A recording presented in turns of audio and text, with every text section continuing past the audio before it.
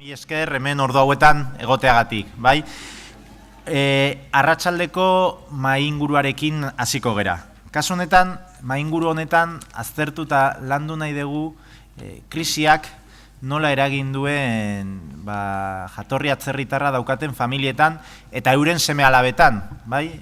Askotan eta azken garaietan sarritan hitz egin da adingabekoen artean ematen den pobreziaren inguruan, eta nik uste ere gai interesgarria dela.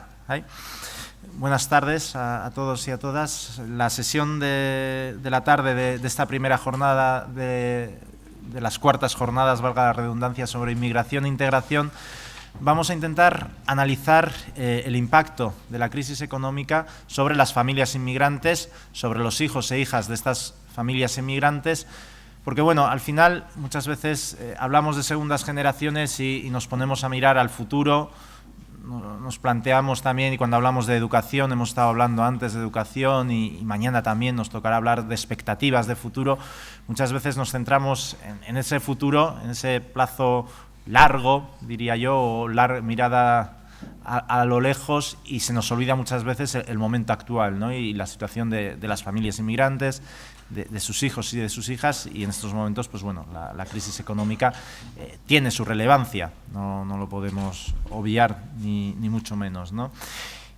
Además también, y yo creo que es interesante, en estos últimos meses también se ha hablado mucho de pobreza infantil, de la relevancia de la pobreza infantil dentro de la pobreza y de la incidencia de este tipo de pobreza, y yo creo que puede ser también interesante ver dentro de este ámbito cuál o qué posición tienen los hijos e hijas de inmigrantes. Y para ello tenemos con nosotros y con nosotras a tres personas que desde diferentes ámbitos conocen muy de cerca tema de la pobreza, de la exclusión social y lógicamente también el tema de la inmigración. Tenemos a Luis Sanzo, por un lado, que es responsable del área estadística del Departamento de Empleo y Política Social del Gobierno vasco, y bueno, pues que es responsable de alguna de las estadísticas oficiales que nos dan datos sobre la incidencia de la pobreza, de la exclusión social, como puede ser la encuesta de pobreza y desigualdades sociales. También es importante subrayar que ha sido responsable de la encuesta a la población de origen inmigrante extranjero en el País Vasco, que se hizo en el año 2010 y que nos dio una fotografía interesantísima del colectivo inmigrante y como no habíamos tenido hasta ese momento.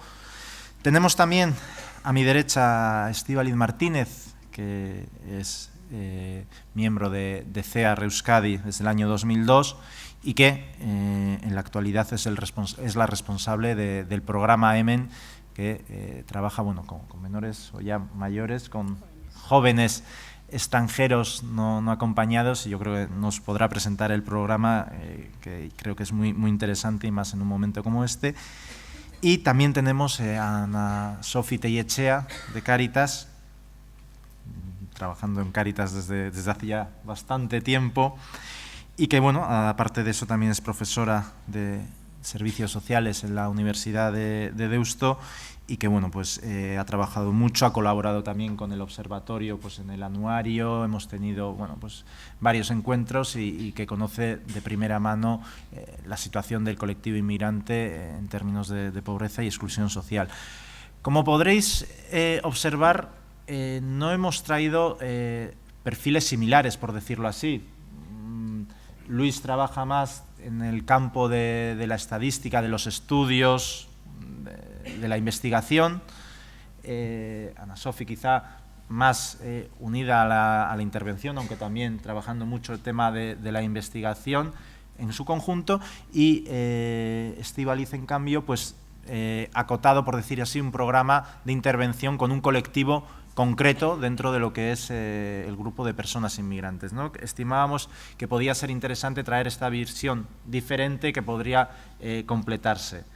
Y la idea es que, bueno, yo de forma muy breve voy a plantear alguna pregunta sobre todo en términos de cuál era la situación antes, ahora y cuál puede ser en el futuro, y que vayan respondiendo, y luego, lógicamente, que podamos tener un ratito para el debate. Yo creo que es una mesa que puede dar mucho juego. Y sin más, yo sí que me gustaría, de forma muy breve, ya os pido también de antemano que os ciñáis lo máximo posible al tiempo y que seáis muy sintéticos, que de forma muy breve presentéis, bueno, cuál es vuestro servicio o cuál es vuestra área de trabajo, concretar un poquito cuál es vuestro ámbito de actuación, para luego sí ya entrar en tarea y comentar ya más en concreto cuál es la situación actual y dónde venimos y hacia dónde vamos cuando hablamos de inmigración, exclusión social y familias inmigrantes. Si quieres, empezamos por ti, Luis, de forma muy breve. Sí. Yo en ese tema tengo poco que decir porque realmente en el ámbito del gobierno yo no intervengo en temas de gestión directa, y lo que yo hago y tiene relevancia en relación al tema que nos trae aquí es fundamentalmente en el ámbito estadístico, y ya has comentado brevemente pues a lo que nos dedicamos, ¿no? Realmente nos compete a nosotros la gestión del Plan Vasco, bueno, de las operaciones estadísticas incluidas dentro del Plan Vasco de Estadística, que algunas de ellas están muy directamente vinculadas al área de inmigración. La más directa es la encuesta que llamamos de población inmigrante extranjera, que se hizo por primera vez en el 2000, bueno, de origen extranjero más bien, que se hizo por primera vez en el 2010 y que ahora se está actualizando. Y realizamos también otra serie de operaciones que están muy directamente vinculadas, en la medida en que facilitan un poco información sobre la situación de la población de origen extranjero. En el ámbito del empleo, lo que es el censo del mercado de trabajo, que es una estadística que, bueno, tiene el interés de tener una muestra un poquito más elevada de la que habitualmente hay en otras estadísticas, que algunas de ellas directamente no aportan ningún dato sobre la población extranjera. Por ejemplo, la encuesta PRA de Eustat, que hasta ahora no ofrece datos a ese respecto, y la encuesta de población activa española, pues bueno, en lo que es el ámbito autonómico, pues tampoco facilita demasiada información en ese ámbito. Entonces, esa estadística pues es interesante, aunque tiene alguna limitación. Y luego, pues la más conocida en términos históricos y que tiene mucha relevancia de cara a conocer la situación de la población inmigrante, pues es la encuesta de pobreza y desigualdades sociales. Se hace de manera cuatrienal, pero esta vez se ha incorporado a otra encuesta que hacemos en periodos intermedios, un módulo que nos va a permitir disponer de datos para 2014. Y bueno, es básicamente eso lo que me dedico. Es decir, yo hablaré desde el punto de vista de lo que es un poco la macrosociología o la macroeconomía, en fin, el aspecto macro, no la situación, digamos, un poco desde esa perspectiva y no desde el punto de vista de la intervención directa. Por presentar un poco el trabajo que hace Cáritas. No sé si...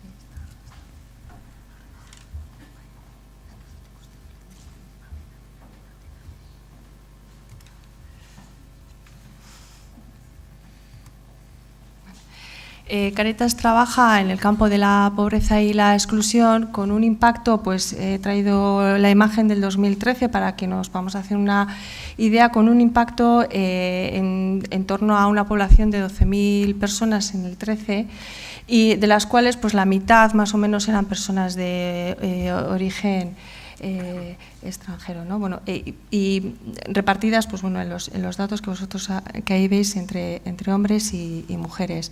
Abordamos el acompañamiento a las personas se aborda desde distintos programas o servicios que van desde la acción social de base, que es la primera acogida y el acompañamiento principalmente en la cobertura de necesidades básicas, el programa de formación para la inserción social, familia, el área de empleo, personas sin hogar y adicciones, que podría ser el campo más de la grave exclusión, trabajo con la infancia y luego servicios jurídicos, psicológicos y también la cooperación internacional, que en nuestro caso tiene un pequeño servicio, o sea, un servicio sí de atención, sobre todo jurídica, especializada en extranjería a personas que están aquí, además de todo el trabajo que podemos hacer en los países de origen. Os he puesto también datos de cómo se distribuye la población autóctona y las personas en situación regular e irregular dentro de las personas extranjeras, pues bueno, por mostrar un poco la foto, ¿no? Otro campo de trabajo que tenemos, además del acompañamiento directo a las personas, es el trabajo comunitario y el trabajo de sensibilización. Luego tendremos oportunidad de abordar también algunos de los impactos de la crisis, pero sí que a raíz de lo que observábamos del impacto de la crisis en las personas extranjeras y sobre todo en el imaginario social de la sociedad acogida, desarrollamos una estrategia para desmontar estereotipos y prejuicios sobre población inmigrante. Llevamos varios años trabajando, sobre todo ha sido un trabajo que se ha iniciado a nivel interno dentro de Cáritas, porque necesitábamos nosotros también revisar nuestros prejuicios y estereotipos para poder seguir con el acompañamiento a las personas y lo estamos desplegando sobre todo en el ámbito educativo, que es donde más nos demanda, bueno, con una estrategia de sensibilización, establecimiento de personas vigías y de acciones significativas. Y la otra línea es la línea de sensibilización. A ver si me voy para atrás. El otro campo que desarrollamos en general, no solamente en cuestiones de inmigración, es la línea de sensibilización. Y he querido traerlo también pues, porque en este momento hemos abierto una estrategia de sensibilización que va en torno a la reivindicación y a la reclamación de los derechos como el espacio en el que nos podemos desarrollar como personas y como comunidad desde la dignidad, ¿no? Esos es los tres ámbitos, los tres campos: el acompañamiento de las personas, el trabajo más comunitario de sensibilización y el trabajo más de campañas de sensibilización generales en el que nos movemos. Hola, buenas tardes. Bueno, yo parece que soy la única que me dedico a la intervención directa y bueno, nosotros trabajamos con un colectivo muy concreto que es el de jóvenes extranjeros no acompañados. Lo llevamos haciendo desde el año 2007 y realmente el programa EMEN es un consorcio de entidades, son 7 entidades las que forman parte del consorcio, que son, bueno, pues que todas ellas tienen relación con la intervención con personas en situación de exclusión, cada una en su medida. Y bueno, pues las 7 entidades en principio que formamos parte del consorcio son Cáritas, Fundación Peñascal, ahora te estoy viendo y siempre lo digo mal porque es Peñascal Sociedad Cooperativa, Fundación Atsis, Fundación Ellacuría, Fundación Arribide, Isangay y CEAR Euskadi. En el año 2012 entra a formar parte como colaborador externo ERAIN, que es un centro de psicoterapia. Y bueno, lo que nosotros intentamos hacer es generar itinerarios de acompañamiento para estos jóvenes. Son jóvenes que salen con 18 años de los centros de protección y por diferentes circunstancias no han podido acceder a los programas de emancipación. A nivel de recursos humanos contamos con educadores, trabajador social, abogado y luego tenemos colaboradores externos de las diferentes entidades. La atención que se da es atención jurídica, atención social, atención psicológica y la atención educativa. Y un poco es esto el trabajo que estamos haciendo.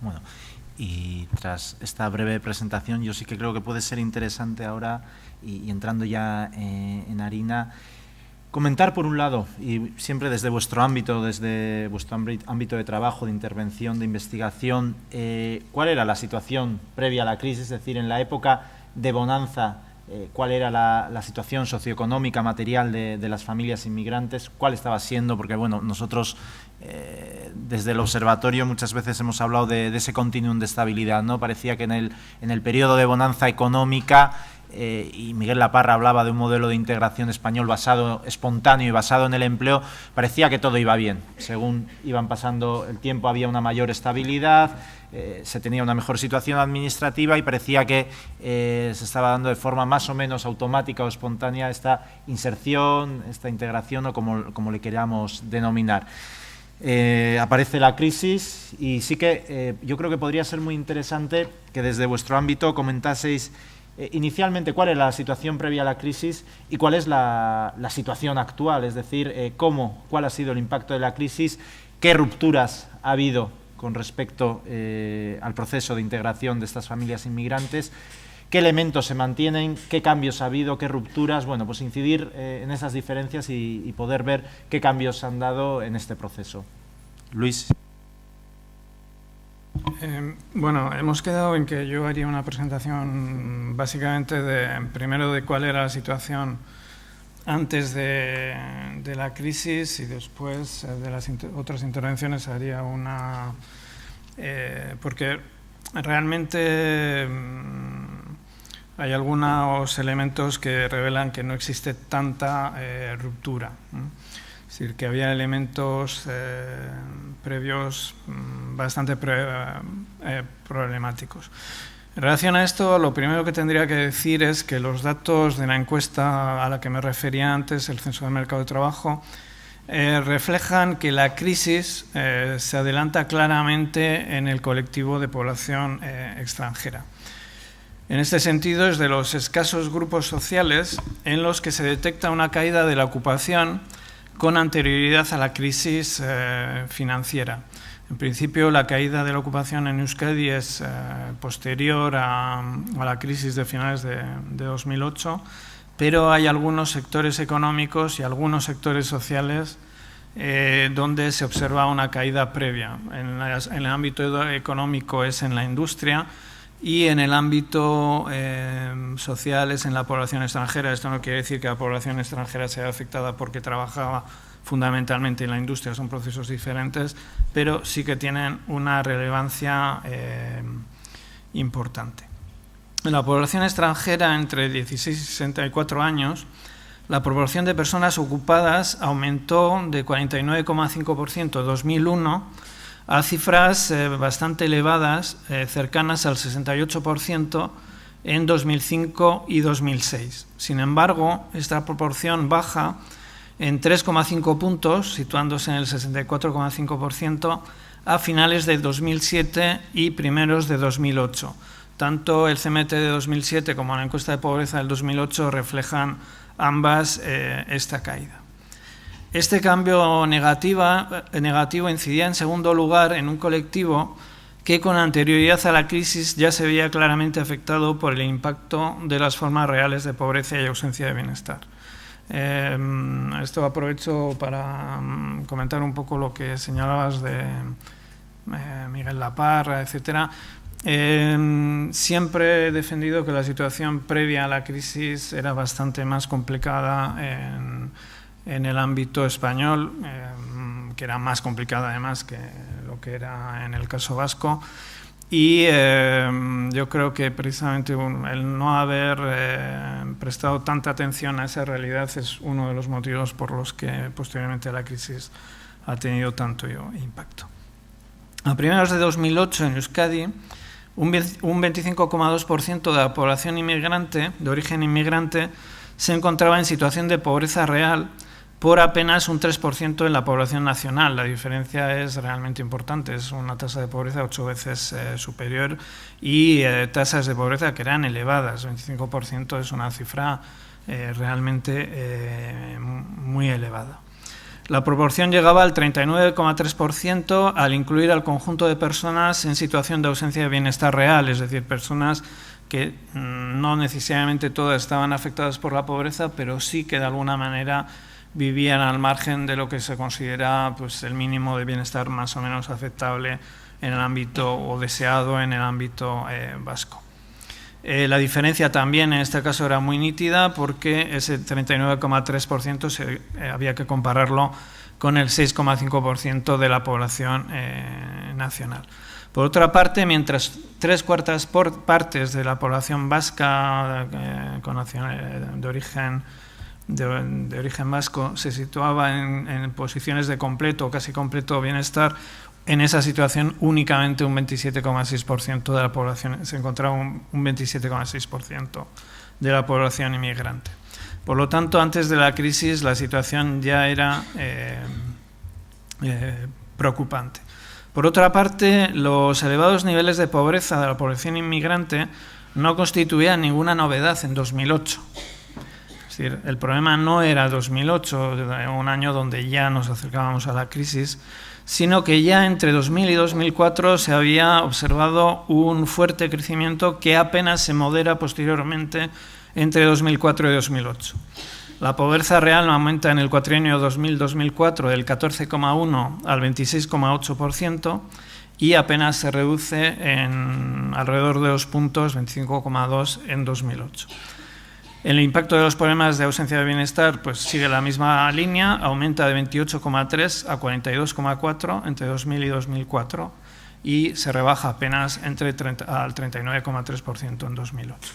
Era, por tanto, ya un problema preexistente a la crisis financiera. Se vinculaba en gran medida a la atracción de nuevas remesas de población inmigrante, que por los datos sociales y económicos disponibles pues era una población en condiciones precarias desde la perspectiva económica. Y la mejora continuada de la situación económica del periodo 2004-2008 pues ya veis que no se tradujo en una reducción significativa, aunque sí que hubo elementos muy positivos como la notable mejora de las condiciones de vida, especialmente en términos de acceso a la vivienda. Un dato muy importante para entender lo que ocurre en estos momentos es que la dinámica que he señalado se tradujo en aquel periodo en un peso creciente de la población extranjera entre los colectivos en situación de pobreza. De apenas un 2% del conjunto de personas pobres en el año 2000, el peso de la población extranjera pasa al 17% en 2004 y al 31% en 2008. Esta evolución explica el fuerte incremento en el acceso de este colectivo al sistema de prestaciones, un proceso que se observa de manera masiva con bastante antelación a la reforma del año 2008 y a la crisis. Este incremento de la pobreza entre la población inmigrante puede resultar chocante en el contexto que antes os señalaba, que había llevado a un nivel muy elevado de ocupación entre la población extranjera en torno a 2008. Sin embargo, hay algunas diferencias o algunos datos que es preciso señalar. En primer lugar, hay que destacar el impacto de las diferencias en los ingresos de la población por actividad económica. Los 1.110 euros de ingresos medios mensuales por actividad económica de la población inmigrante ocupada en 2008 era alrededor de un 30% más bajo que la media de 1.553 de la población nacional. Otro dato relevante, y este es muy importante, es que la proporción de hogares de personas activas en las que no existe ninguna persona ocupada es más de 3 veces superior en 2008, o era en 2008 más de 3 veces superior entre la población extranjera, 7,7% frente a 2,3%. Por lo tanto, la probabilidad, digamos, de encontrarse en una situación compleja era mucho mayor en este colectivo. Y un dato especialmente importante es que la diferencia era mucho mayor en el caso de matrimonios con hijos. En este caso, en un 8,5% de los hogares no existía ninguna persona ocupada. en hogares de personas activas de matrimonios con hijos frente a apenas un 1,7% en la población nacional. Y este dato es muy importante porque observamos que en términos de pobreza infantil los datos mostraban una muy notable diferencia. Por ejemplo, en la población nacional la tasa de pobreza real infantil era del 5% en el 2008, pero era del 39,3% entre los menores en hogares de extranjeros.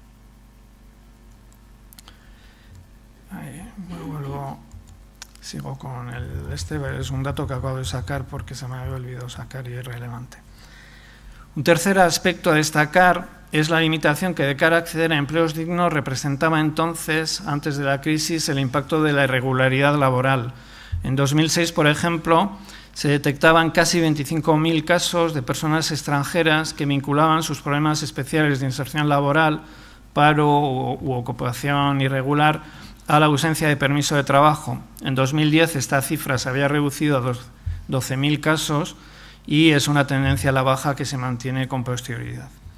Finalmente, mientras apenas un 26,3% de la población nacional vivía en 2008 en hogares sin algún tipo de ahorro acumulado, la proporción era del 70,5% en la población extranjera, una circunstancia que limitaba la posibilidad de este colectivo de hacer frente a una situación especial de ausencia de ingresos. Es, por tanto, una combinación de menores oportunidades salariales, mayor riesgo de ausencia de ocupación en grupos familiares con hijos, fuerte impacto de las situaciones de irregularidad administrativa con implicaciones laborales y elevada proporción de personas en hogares sin ahorros, lo que explica la fuerte incidencia de la pobreza incluso en el punto álgido del periodo de crecimiento económico. A ello se une una caída de las cifras de ocupación ligera pero significativa en el periodo previo a la crisis financiera. Por tanto, yo terminaría la primera parte de la intervención señalando que realmente la pobreza ya era un problema extremadamente importante, extremadamente de impacto muy fuerte antes de la crisis financiera de finales del año 2008.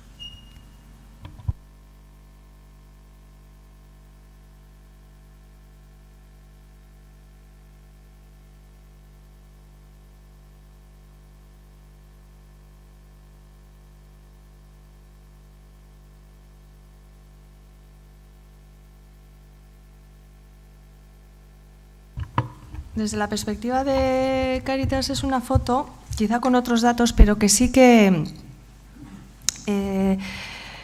está, que inspira también lo que nos acaba de plantear Luis, ¿no?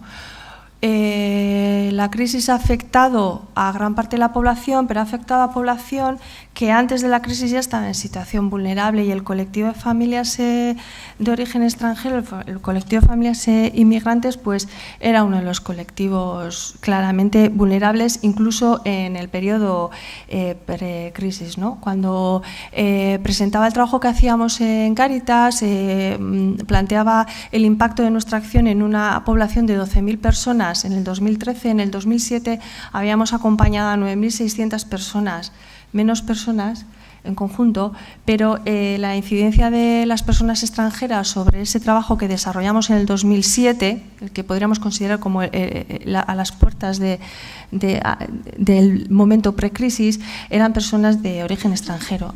Decíamos que en el 2013 prácticamente es la mitad de población autóctona, la mitad extranjera. En aquel momento estábamos en un 60-40, pero es que además dentro del colectivo de personas extranjeras el 92% eran de origen extracomunitario, con lo que ahí también había detrás de irregularidad, de ausencia de permisos, con lo cual también se veía que veíamos que en los circuitos de Cáritas, que son circuitos muy cercanos a la pobreza y a la exclusión, y a aquellas personas que se encuentran sin acceso a los espacios mayoritarios de protección y de empleo, pues la presencia y la incidencia de personas extranjeras era significativo, ¿no?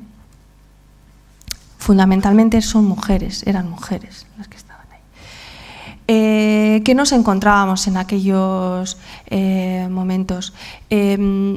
Tras el proceso de acoger a personas que recién llegaban de su país, que todavía seguían llegando, pero no era ese el problema o la situación principal con la que nos encontrábamos, había menos personas recién llegadas, pero las situaciones de las personas recién llegadas eran muy complicadas. Pasaba el tiempo y no había mucha oportunidad de acompañamiento real a esas situaciones, ¿no?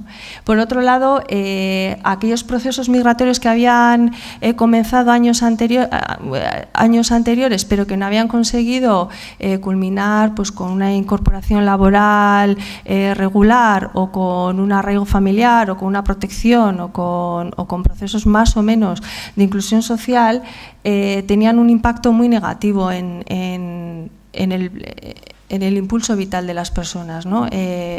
Por aquel entonces, el servicio psicológico, trabajamos con el impacto psicológico que tenía el derrumbe del proyecto migratorio en determinada población que no conseguía realizar ese proyecto migratorio pues, tal y como lo tenía previsto, o tal y como las expectativas con las que lo había planeado, ¿no? Por otra parte, junto a los primeros elementos que tenían que ver más con las condiciones materiales de vida, o con la precariedad laboral, o con el arraigo en la zona, aparecen también y empezamos a descubrir también el impacto que puede tener la soledad o la falta de redes sociales. Es verdad que en algunos casos sí existían redes de apoyo de personas del propio país, pero lo que supone para nosotros el tener una red de apoyo de amigos, familia o de un entorno que te valore y te acoge ante las dificultades de la vida, frente a personas que ante dificultades de la vida incluso más complicadas no contaban con ese soporte, ¿no? Entonces también había dificultades para padrón, para vivienda y para el acceso a un empleo, sobre todo por el impacto que tenían las situaciones de irregularidad administrativa. En Cáritas empezamos a acompañar a mujeres jóvenes, solas, no solo sin pareja, sino solas en cuanto a su entramado relacional, embarazadas, bueno, pues esa situación también como de especial vulnerabilidad, y hogares monoparentales, pero principalmente encabezados por una mujer y sus hijos, ¿no? Y ahí empezamos ahí empieza a aflorar también la realidad de los menores o de los jóvenes que están en medio de estos procesos migratorios y también en estos procesos de precariedad en las condiciones de vida. Los principales espacios en los que trabajamos con este colectivo es en la acogida, en la cobertura de necesidades básicas, que veis que incluso la incidencia de personas extranjeras es mayor que para el conjunto de la población acompañada por Cáritas. 74% de las personas acompañadas en la acogida y en el apoyo a cobertura de necesidades básicas eran extranjeras. En el empleo trabajamos con un 74% de personas extranjeras. En formación para la inserción social y acompañamiento a familias, 40%, aquí todavía no impacta de igual manera el colectivo de personas extranjeras, 40-60%.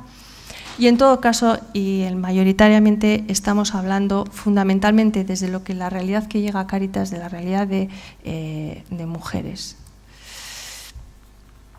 Por otro lado, la precariedad laboral, hay oportunidades laborales, pero en espacios laborales pues que se significan por su inestabilidad, por su precariedad y por su falta de protección, como es el empleo, el servicio doméstico, el de cuidados para las mujeres o el de la construcción, ¿no?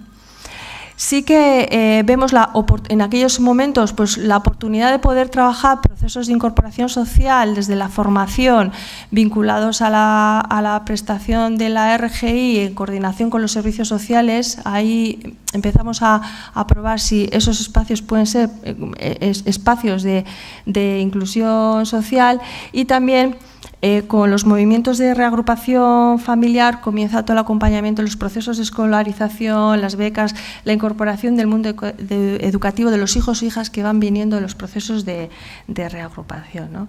Y en ese momento yo no recordaba muy bien cómo había sido todo el proceso de las regularizaciones extraordinarias de extranjería. Recordéis los primeros 2000 con esas regularizaciones masivas. Es que esto me ha obligado a hacer, la precrisis me ha llevado al 2000. Hoy me he visto en Google mirando los procesos extranjeros, ¿no? Pero yo sí recuerdo un esfuerzo que hicimos muchas organizaciones del tercer sector por informar, por captar empleadores, por informar a las personas extranjeras que podrían acceder a la regularización vía una oferta de trabajo. Yo creo que muchos de nosotros recordamos todos esos procesos de regularización, ¿no? Y hubo un parón. Justo antes, bueno, no sé si justo, porque el tiempo, ¿no? Pero ahí hubo un parón. Veíamos que de tener alguna expectativa de que quizá a través de estas regularizaciones extraordinarias se podría conseguir dotar de permisos administrativos a las personas, eso les podría permitir incorporarse al mundo laboral, eso les podría permitir bueno, pues era como...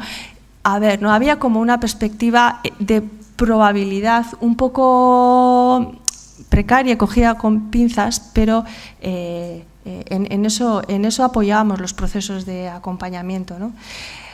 Justo unos años antes es un desierto en ese sentido, se habla de arraigo, pero se empiezan a poner graves dificultades para personas que puedan regularizar su situación estando ya aquí, y vivimos ese sentimiento esa experiencia de apertura, pero luego endurecimiento, ¿no? En aquella época teníamos una RGI a la que todos criticábamos mucho, pero que era más protectora que ahora, que parece que uno da marcha atrás y añora cuestiones que ha criticado profundamente años anteriores. Pero bueno, sí teníamos un sistema de protección con mayor capacidad, con mayor alcance y que también cubría no a toda esta población, porque también había requisitos administrativos, pero sí en mayor medida que la actual. Y esto nos generaba cierta perspectiva de futuro, muy en precario, muy cogido con pinzas, pero quienes estábamos intentando desarrollar proyectos de acompañamiento e itinerarios de inserción, en esto nos apoyábamos. Y empezó, o yo así lo recuerdo por lo menos, empezamos a hablar del problema, de la cuestión de la convivencia, de la interculturalidad. Yo recuerdo los primeros, ahora que está aquí mi compañera Pazi, los primeros grupos interculturales, intentar ver que no solamente era una cuestión de condiciones materiales de vida, sino que el reto de la inmigración nos colocaba también en el reto de la convivencia intercultural, de los valores de la diversidad. Bueno, en eso estábamos, y de la importancia del trabajo en red, del trabajo de generar también asociaciones de inmigración. Bueno, empezamos o ya estábamos situados en ese enfoque. No sé si seguir, que llega la crisis. Sí, si quieres, sigue. Ya. Ahí estábamos. Y llega la crisis. Y volvemos a hablar de las necesidades de subsistencia de las personas. En Cáritas incluso volvemos a hablar de la cuestión de la necesidad básica, y llega la crisis con unas dificultades claras de empleabilidad, con un marco legal que cierra, que ya no da oportunidades de regularización o las cierra muy en banda, y con un cambio en la política de la protección básica de la RGI, ¿no? Y pasamos de hablar de la interculturalidad a volver a hablar de la supervivencia. Y aquí estamos, ¿no? El impacto que tiene para la población que acompañamos en Cáritas es un incremento. Yo creo que hay dos fases, ¿eh? Uno primero, de los primeros años del estallido de la crisis, veis que ya, coincido con Luis, un poquito antes del 2008 nosotros ya veíamos que aumentaba la llegada de personas inmigrantes requiriendo apoyos de diferente tipo a Cáritas. Eso tiene un incremento muy significativo, un pico en el 2011, y veis que también la línea de las personas autóctonas va creciendo. Y a partir del 2011, que esto todavía no sabemos muy bien, hay diferentes hipótesis y cuál es la que está pudiendo tener fuerza, hay un descenso de colectivo de personas inmigrantes que es significativo en los circuitos de Cáritas. No estoy haciendo un análisis sociológico de la sociedad, pero sí desciende el número de personas inmigrantes que se acercan a nuestros servicios o con los que nosotros tenemos capacidad de trabajar, y aumenta la llegada de personas autóctonas. Todavía y aquí estamos en el 50-50 casi que os comentaba al comienzo, ¿no? El pico más alto de distribución de la población en el conjunto de Cáritas es un 63 personas extranjeras, 37%, que no habíamos tenido tanta diferencia en el 2011 hasta colocarnos ahora en el 50-50 que antes os he comentado. Aún así, es verdad que, aunque en número las personas inmigrantes son menos, la incidencia que tiene en ese colectivo algunas dificultades es mayor que en el conjunto de la población a la que acompañamos. En estos años son los primeros años en los que observamos que personas que ya tenían un expediente abierto de hace 5 años o más en Cáritas vuelven a Cáritas. O sea, que aquellos procesos que habían sido de llegada, cierto acompañamiento y ya salida, se van alargando en el tiempo. No son 5 años de atención continuada. En este grupo hay de todo, de quien vino hace 5 años y tiene que volver a recurrir a nuestros servicios ahora, de quien ha estado los 5 años continuadamente. Pero si veis la incidencia de esta cronicidad o este alargamiento de los procesos en los distintos grupos de población, vemos que hay mayor incidencia, sobre todo en el grupo de personas inmigrantes en situación irregular, que obviamente pues cuesta... se ven atrapados en los circuitos de Cáritas, que son circuitos de exclusión. En cuanto a la evolución de la situación administrativa de las personas inmigrantes, vemos que fundamentalmente el grupo que más desciende en esta segunda parte de estos últimos años en la atención a Cáritas son las personas en situación irregular. Las hipótesis pueden ser que se regularizan, que se marchan, que no encuentran aquello que requieren en lo que podemos ofrecer en Cáritas y buscan apoyo en otras organizaciones, o que se marchan del territorio. O sea, están abiertas todas, no hemos podido concretar cuáles. Y que sí, aunque bajan, aunque en este último año hace un pico hacia abajo, sí incrementa la presencia de personas en situación regular en Cáritas, con lo que colocamos a un colectivo que en principio tiene posibilidades de incorporación a los sistemas públicos o normalizados de protección en circuitos que siempre han sido más para aquellas personas que no encuentran esa referencia en lo social de Cáritas. Con lo cual, también aquí empezamos a detectar que ese objetivo que teníamos de la regularización antes de la crisis, decíamos, la regularización es la llave para la incorporación social, nos empieza a fallar, porque tenemos a personas irregulares y cada vez más. Y luego tenemos autóctonos que también están regularizados, con lo cual el sistema es un sistema más expulsador que inclusorio. Con lo cual, en Cáritas no sabemos por dónde hacer procesos de inclusión ante una realidad que lo que hace es excluir, ¿no? Respecto a las familias, la evolución de las familias, el impacto que ha tenido la crisis en familias con menores o con hijos o con hijas, pues también ha sido importante, ¿no? Por lo menos en la población atendida en Cáritas. Es verdad que a esto se puede unir que en la medida en que los procesos se van alargando y vamos conociendo más a las personas, tenemos más información de su familia y podemos hacer mejor la foto Son procesos de incorporación, pero también de clarificación de la situación familiar, ¿no? Ha subido, ha bajado, ha hecho mesetas la realidad de las familias inmigrantes con hijos en Cáritas, pero sobre todo la línea de arriba, que es significativa en los 2 últimos años, es el aumento de familias monoparentales dentro del grupo de las personas inmigrantes, con lo cual no desaparece la figura de mujer con hijos, que antes de la crisis estaba, durante la crisis está, pasan los años y continúa en estos circuitos. Y esta es la realidad, lo más cercano a lo que podríamos hablar de pobreza infantil desde lo que Cáritas atiende. Pobreza infantil dentro de las familias inmigrantes. Actualmente, el impacto que ha tenido la RGI, que ha sido otro de los elementos que se ha producido en la crisis para la población a la que nosotros acompañamos, es importante. A día de hoy, el 40% de las personas inmigrantes que hemos acompañado en el 2013, el único dato objetivo que podemos manejar, que es el requisito de padrón, que podemos explotar estadísticamente, no contaba con esos 3 años de padrón exigibles. Incide más, o sea, es de que no acceden a la RGI solo, o sea, ya ese hecho, ¿no?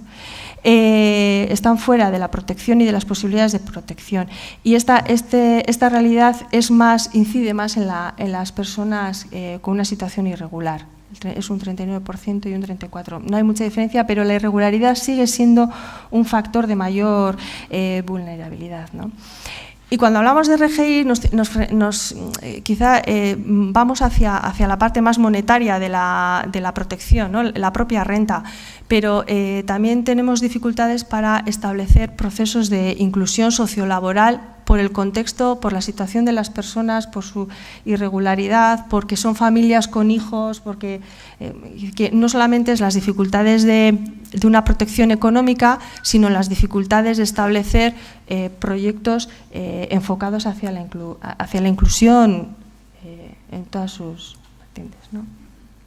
Por lo tanto, tenemos a un colectivo con una situación de pobreza que antes de la crisis también la vivía, pero que la crisis lo que hace es recrudecerlo, porque endurece las condiciones de vida, porque son colectivos que o tienen unas redes familiares escasas o nulas, que también a lo largo del tiempo, en la persistencia de la crisis, están desgastándose. Porque su percepción y también la percepción de las entidades o de las personas que las estamos acompañando es que no tenemos ese proceso de inclusión claro, no sabemos por dónde, nos falta el proyecto inclusorio, con lo cual la perspectiva de esperanza o de proyecto vital se nos cae, porque la respuesta pública, tanto en la protección como en el impulso de procesos de regularización o de empleo, es insuficiente para el conjunto de la población y también para y porque nos encontramos en un creciente riesgo de que familias con menores estabilicen su situación y, por lo tanto, los procesos de socialización de esos menores en la precariedad. Si el desempleo y el aumento de la precariedad laboral ya no ejercen de tirón para los procesos de inclusión y de protección para el conjunto de la población, pues para el de la inmigración menos, ¿no? Y todavía aún más se acrecenta pues este sudoku que hay de qué hacemos con el empleo, con la migración y con la irregularidad. ¿Cómo combinamos esto? Y el tercer elemento, que es uno de los que más entiendo yo que se ha recrudecido con la crisis, es el sentimiento de soledad, pero en el colectivo inmigrante, incluso en algunos colectivos con más fuerza, el sentimiento de rechazo social.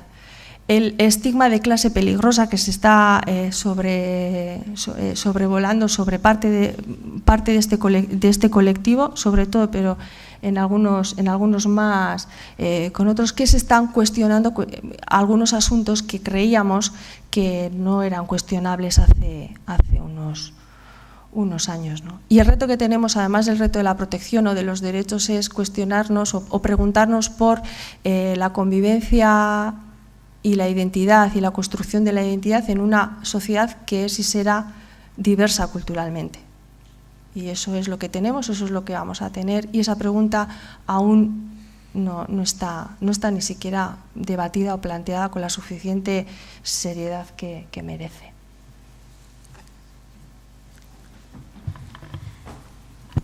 Pues a mí la verdad es que se me hace súper complicado hablar de la situación previa a la crisis, porque el colectivo que nosotros atendemos en EMEN es un colectivo que nosotros realmente creemos que siempre ha estado en crisis. Es el colectivo que consideramos a nivel de población extranjera es el más vulnerable y el más desprotegido. Si en la situación previa a la crisis para este colectivo en concreto las cosas estaban mal, ahora están mucho peor. Sí que es verdad que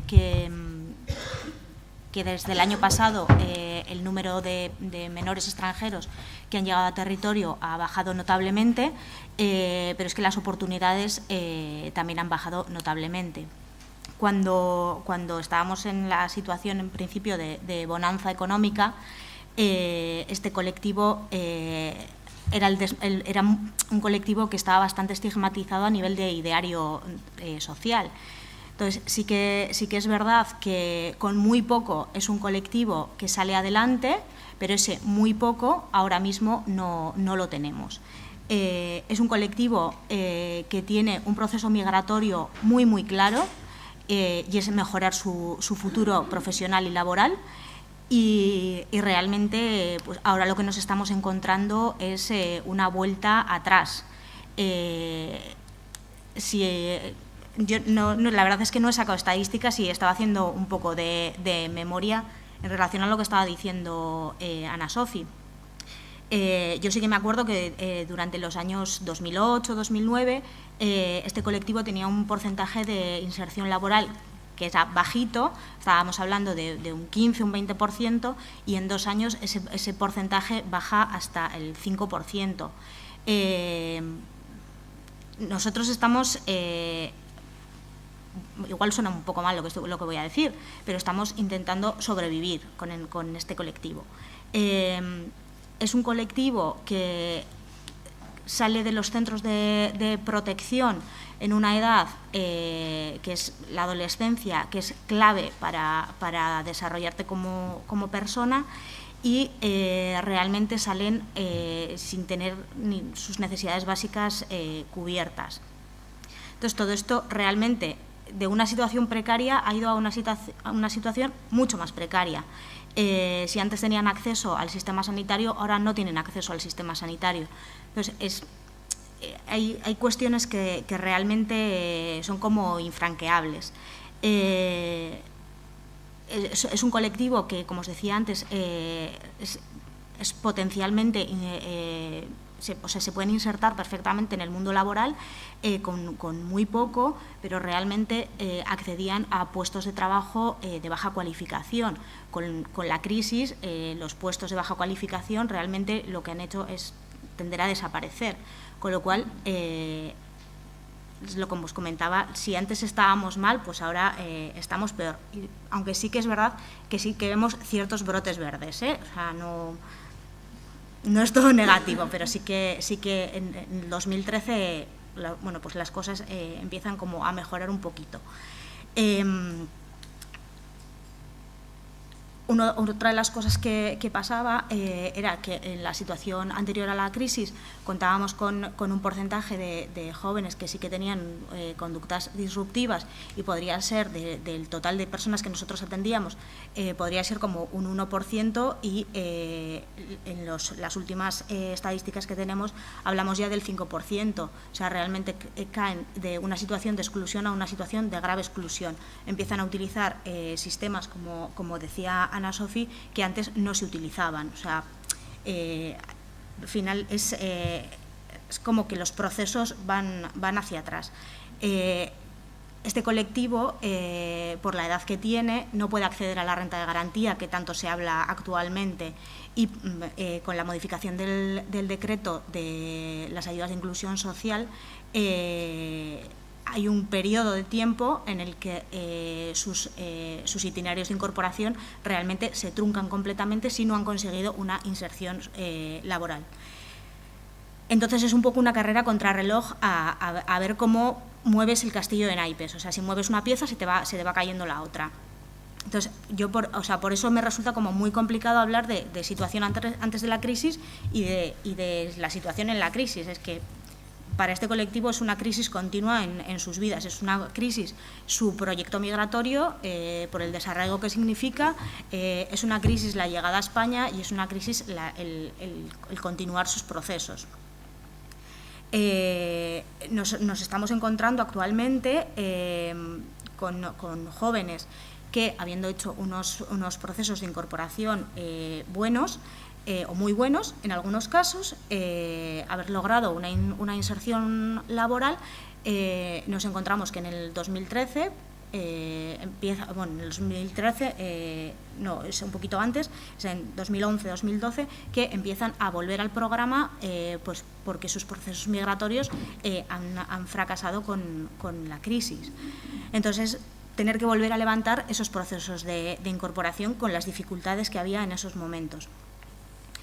Y una de las dificultades que nosotros nos encontramos es que al final personas que han estado en una situación regular, que incluso han optado a autorizaciones de trabajo, vuelven a la irregularidad, bien por la aplicación de la ley de extranjería, bueno, pues por varios motivos, le sobreviene una irregularidad que anteriormente no tenían. Entonces, esto como un desastre absoluto.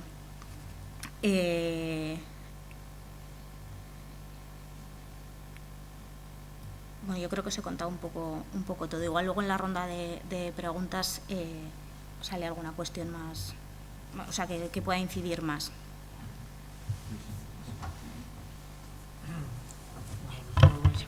Voy a plantear un poco lo que los datos estadísticos macro reflejan un poco de qué es lo que ha ocurrido durante el periodo de crisis. Lo primero que hay que decir es que el impacto de la crisis se traduce en el ámbito de la población inmigrante en un importante aumento del desempleo y de la pobreza y sobre todo en una ampliación de la distancia existente en los indicadores asociados respecto a la población nacional. En lo relativo al empleo, se observa una caída de la ocupación entre la población extranjera de 16 a 64 años desde el 64,5% desde 2007 al 51,8% de 2013. Esto supone que pierden su empleo alrededor del 14% de la población extranjera de 16 a 64 años. En paralelo, la tasa de paro aumenta desde un mínimo del 8,2% que se había alcanzado en 2006 a cifras de 23-24% en 2010 y 2011 y a un máximo del 33,9% en 2013. A finales de 2013, esta tasa de paro está 20 puntos por encima de la correspondiente a la población nacional, 33,9 frente a 14,2%. La proporción de personas ocupadas en la población de 16 a 64 años, que era básicamente la misma entre nacionales y extranjeros en 2007, pues en 2013 se sitúa más de 12 puntos por debajo con respecto a la población nacional, 51,8% frente al 64,4%. Este dato es importante porque prácticamente el nivel de ocupación era el mismo entre extranjeros y no extranjeros en 2007 y actualmente está 12 puntos por debajo. Este dato sí es importante y es que aumenta además el carácter crónico del desempleo. Considerando situaciones de gran cronicidad que vendrían a ser de al menos 18 meses en personas con responsabilidad en el mantenimiento de un hogar y de al menos 30 meses en el caso de personas que no tienen esa responsabilidad, por lo tanto hablo de gran cronicidad en el desempleo, pues se observa que en esta situación se encuentra el 26,4% de la población extranjera de 16 a 64 años. Es decir, que uno de cuatro personas extranjeras de 16 a 64 años se encuentra actualmente desempleada. Esta cifra es casi 4 veces más superior al 6,8% que se observa en la población nacional. Esto no son tasas de paro, las tasas de paro se miden en términos de la población activa, esto es la proporción en relación al conjunto de la población, es decir, que frente a una cifra que es significativa pero relativamente pequeña todavía, del 6,8% en la población nacional, pues cada cuatro personas extranjeras en estos niveles de cronicidad en el desempleo, pues es realmente un hecho muy preocupante. La caída de los ingresos medios por trabajo para las personas que han conseguido mantener su ocupación es, por otro lado, casi 5 veces mayor en el caso de la población extranjera. Sin embargo, en indicadores como de acceso a ahorros no se nota de una manera tan nítida el impacto de la crisis. Este deterioro en el contexto ocupacional, pues lógicamente se ha traducido en un aumento de las tasas de pobreza real. La tasa pasa de 25,2% en 2008 a 28,6% en 2012 y es previsible que, por lo que conocemos, la tendencia se mantenga entre 2012 y 2014 y es probable que en 2014 se superen un 30% de población extranjera en una situación de pobreza real. Las mismas tendencias se dan en lo relativo a las tasas de ausencia de bienestar, donde se observa que llegan a un 46,2% en 2012 y es probable que puedan acercarse al 50% en 2014. Un dato importante es que en 2012 el peso de la población extranjera en el total de casos de pobreza real en Euskadi llega al 35,6%, la mayor desde el año 2000. Es decir, que en el año 2012 más de una tercera parte de las situaciones de pobreza real en Euskadi corresponden a población extranjera. Nuestra previsión, sin embargo, es que este porcentaje baje en 2014, por un lado, por el aumento previsible de la pobreza entre la población nacional y por el fenómeno migratorio que por primera vez se da entre 2012 o a partir de 2012, básicamente, en Euskadi, un fenómeno migratorio que, junto también con las nacionalizaciones, explica en parte la tendencia descendente que antes habéis señalado. Datos que disponemos parecen reflejar que hay una cierta salida diferencial en colectivos en situación precaria, en especial en familias con hijos.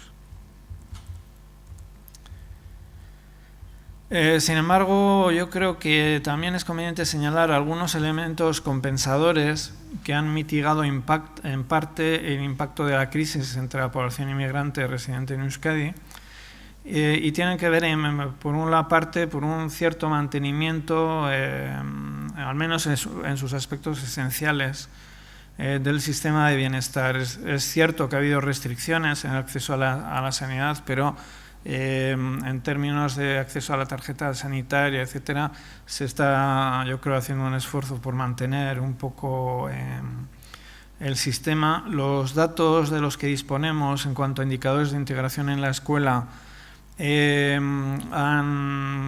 reflejan de alguna manera que se mantiene el proceso de mejora que se había observado entre 2004 y 2008, reduciéndose notablemente los problemas de integración entre población inmigrante y a pesar de los recortes en el sistema RGI, no hay que olvidar que esos recortes son continuación de un aumento bastante importante de la protección con la reforma de 2008 y en cualquier caso los datos de los que disponemos vemos que la RGI entre la población extranjera como por otro lado entre la población nacional sigue teniendo un importante impacto compensador.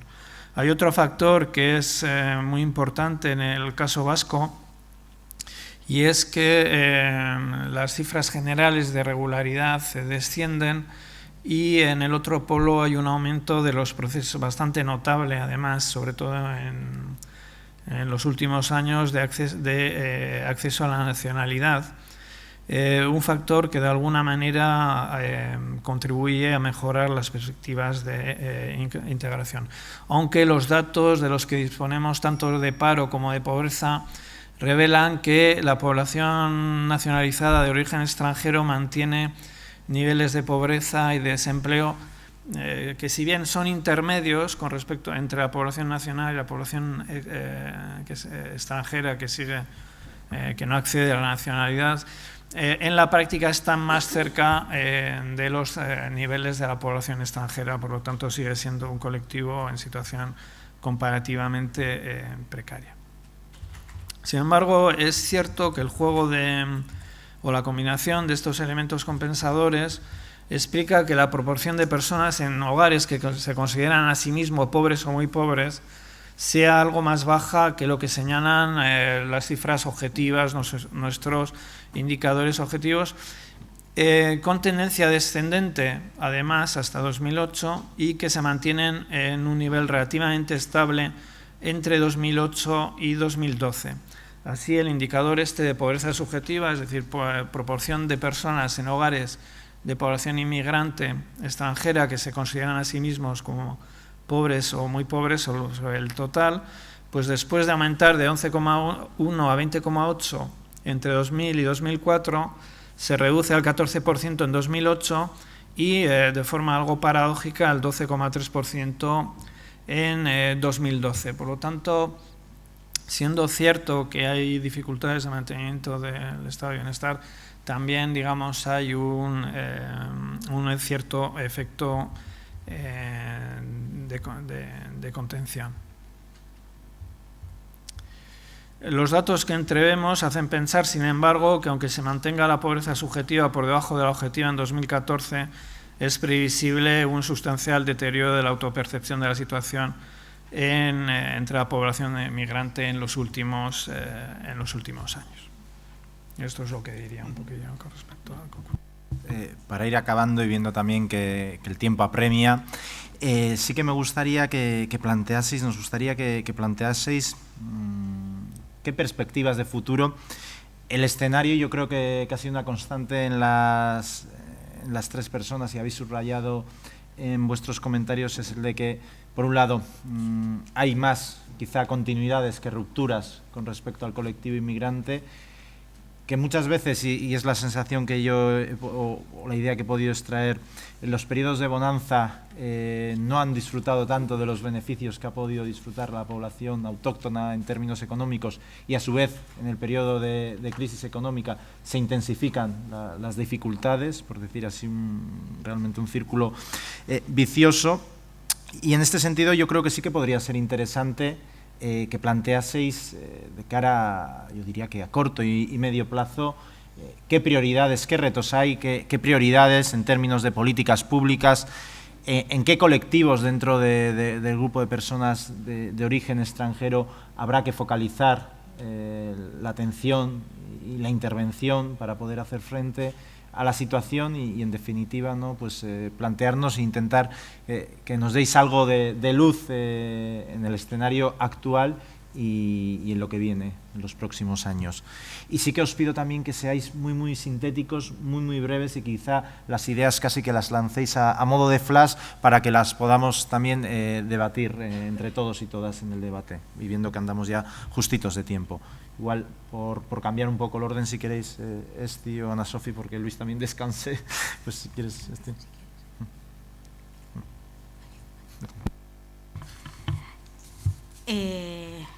Nuestros retos, pues no lo tengo muy claro, la verdad. La verdad es que me ha costado un montón hacer esta exposición así como tan breve. Nuestro reto, sobre todo, es intentar visibilizar o continuar con la visibilización del colectivo en positivo, continuar con el trabajo coordinado, ya no solo con las entidades que forman parte del consorcio, sino con el resto de entidades, intentar hacer una incidencia a favor de la integración a través de las políticas públicas, intentar que no haya la exclusión sanitaria que nosotros sí que estamos viviendo con el colectivo, y intentar generar algún, no sé si recurso o alguna idea para apoyar los procesos más depresivos, más de frustración que está sufriendo el colectivo en este momento. Sí que tenemos alguna cosa por ahí, pero sí que es una cosa un tema que nos preocupa bastante. Y eso sería. Bueno, pues poner luz, lo que se dice luz. A mí me salen retos más que luces. Yo, empezando por donde he terminado, yo creo que el tema de cómo construirnos como pueblo, como comunidad, como sociedad, desde una identidad de pertenencia a lo común, siendo diversos culturalmente, es algo que tenemos que abordar como sociedad. Porque somos nosotros y todos nuestros conciudadanos, nosotros siendo de aquí y de allá, somos los que ahora mismo conformamos esta sociedad y esta colectividad, y no hay un ellos y un nosotros, o un ellas y unas nosotros. Somos nosotros y tenemos que construir una nueva identidad, eso es verdad. Una nueva, distinta, también arraigada en los que hemos sido, somos, seremos, en las tradiciones, pero tenemos que afrontar cómo construirnos desde la diversidad cultural. Eso es como más de fondo, ¿no? A mí, otra de las cuestiones que me surgen es si es verdad, claro que si es verdad, que en el futuro vamos a necesitar mano de obra joven para mantener a los mayores, ¿no? Que va a haber. No podemos desperdiciar la oportunidad de generar unos niños y unos jóvenes, sean de aquí o de allá, que puedan afrontar en el futuro ese reto. Y lo que quiero decir es que la herida que dejan, la huella que dejan y el proyecto vital que generan las experiencias de los chavales de Emen o de otros para el futuro, incluso desde una perspectiva perversamente egoísta como sociedad, es que nuestro capital humano pues, va a estar en peores condiciones, ¿no? Como sociedad vamos a tener una sociedad en peores condiciones. Entonces, ¿cómo invertir o cómo en nosotros, en nuestros jóvenes, sean donde sean, para que el día de mañana podamos tener un capital humano y un capital social en condiciones, es un reto que tenemos que empezar a abordar desde ahora. Es un poco perversa esto, pero incluso desde ahí. Y la otra cuestión que a mí me surge es que el empleo como elemento de protección, como elemento de integración, como elemento de que es a través del empleo, del trabajo, desde lo que uno retribuye a la sociedad, no creo que sea el sistema de organización del futuro, porque no va a haber empleo, ni empleo de calidad, ni empleo para todos, ni el empleo como fuente de la riqueza para luego pues sostenerte materialmente, ¿no? Entonces, la cuestión de cómo en una población no vamos a trabajar todos, ni todos con una calidad de empleo que nos genere la protección, tal y como la hemos entendido hasta ahora, también nos tenemos que plantear, y esto unido a por qué hay ciudadanos en situación irregular, por qué no, y cuál va a ser pues los modelos de convivencia en esas cuestiones, ¿no? Con lo cual yo creo que son más dudas, pero lo que está claro es que tenemos que empezar a abordar esas cuestiones que yo entiendo que son más de fondo, ¿no?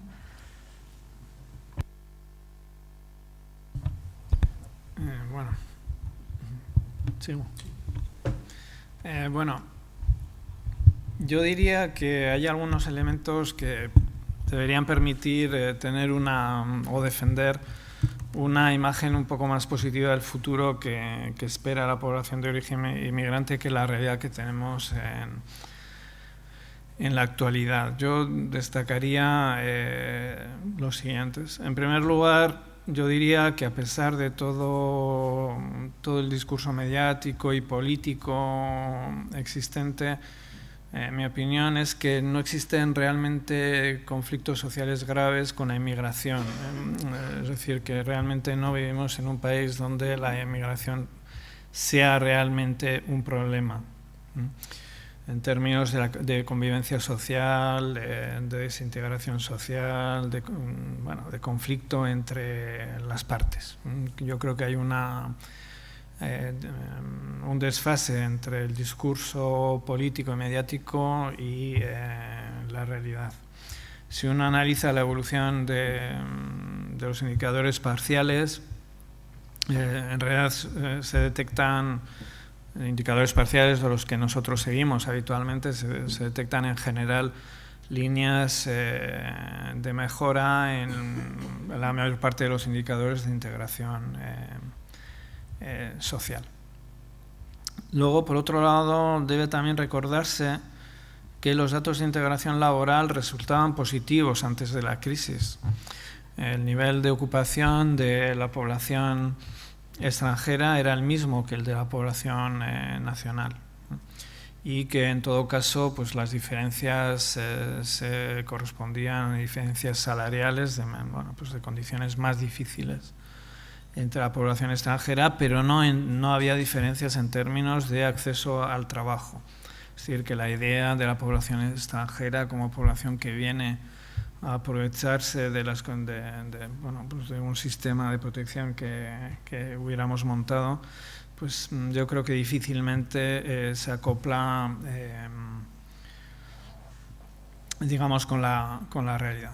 Por otra parte, a pesar de la crisis, todavía hoy la mitad de la población de origen extranjero en Euskadi mantiene una ocupación en la primavera de, los últimos datos que tenemos al respecto, que corresponden a la primavera del 2014, en el punto más álgido de la crisis.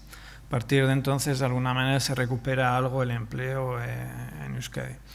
Y para valorar la importancia de este 50% de población extranjera ocupada, 50% además en un contexto donde, a diferencia de lo que ocurre en España, donde la crisis se traduce en una inmediata o casi inmediata salida de población extranjera, Euskadi sigue manteniendo los ritmos de atracción de población extranjera propios del periodo de auge.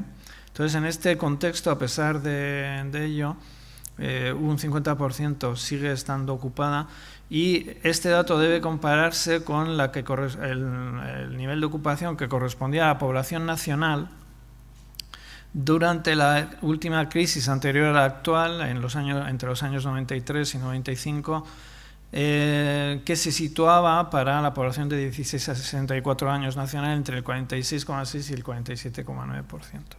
Entonces, hay que matizar un poco los datos. Hoy en día en Euskadi hay más ocupación entre la población extranjera, o hay más personas de origen extranjero o de nacionalidad extranjera ocupadas entre 16 y 64 años que lo que había en la crisis anterior a la actual, a mediados de los años 90, entre la población española. Este dato debería hacernos reflexionar tanto sobre lo que ocurre como sobre las perspectivas de futuro. Este dato, por cierto, es muy superior al que se da en el contexto español. Se aplica además en una población que en 2012 es mayor que la que era en 2008. En 2014, que es mayor, a pesar de que hay un grupo que ha salido que es mayor que en 2008. No debería, por tanto, descartarse que en un contexto de recuperación económico no pudieran volver a darse los resultados previos a la crisis. En ese sentido, además, hay que tener en cuenta que la presión demográfica va a descender notablemente en Euskadi, dado que menos jóvenes van a entrar al mercado de trabajo y, sin embargo, va a haber salidas muy numerosas del mismo de personas mayores. Por lo tanto, creo que hay algunos motivos para mantener un cierto optimismo. Hay riesgos, sin embargo. Para mí el mayor riesgo se vincula al mantenimiento de la crisis, que es el fundamento último de la fuerte presión mediática y política sobre elementos claves del sistema de apoyo a la integración del colectivo, como es la RGI. Otro riesgo importante es cuáles van a ser las consecuencias desde el punto de vista personal, psicológico, etcétera, del aumento de las situaciones de cronificación en el desempleo como consecuencia de la crisis, afectará o no a las posibilidades de reinserción laboral. Y luego hay otro elemento, yo creo, clave, que es de alguna manera que en última instancia la evolución no depende solo de lo que ocurra en Euskadi, sino que también depende de lo que ocurra en el exterior. En ese sentido es importante señalar que una parte importante de los efectos de la crisis en realidad vienen del exterior, no solo en términos de la imposición de políticas de austeridad que vienen en general de Europa y por intermediación de las políticas del gobierno español, sino también de la fuerte crisis que se da en el resto del Estado, una crisis que ha tenido consecuencias para Euskadi en la medida en que después de un tiempo donde se resistió mejor, pues de alguna manera, pues bueno, 7 años de crisis en tu entorno pues acaban también teniendo consecuencias. Y en ese ámbito pues tampoco sabemos muy bien cuál va a ser el futuro económico de Europa, y entonces ese es un elemento de incertidumbre. Pero yo sí insistiría en que hay elementos estructurales, como es el nivel de ocupación de una población inmigrante en unas circunstancias de crisis mayor que era el que era de la población nacional a mediados de los años 90.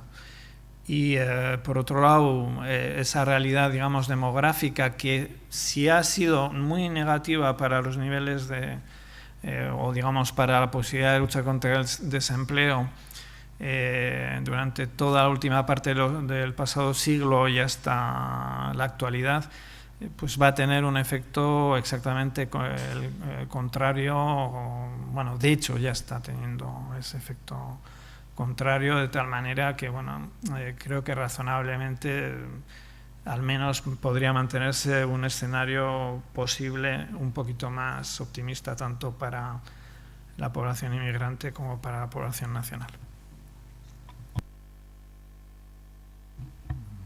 Pues aunque ya andamos ajustadísimos, yo creo que sí que nos da tiempo para una ronda de preguntas en las que podamos incidir o en aspectos o dudas que ha habido en las intervenciones o en algunas de las propuestas, de sugerencias o de dudas que han surgido en esta última ronda de preguntas. Así que sí que ahora, si queréis, pues bueno, podríamos hacer una ronda sin ningún problema.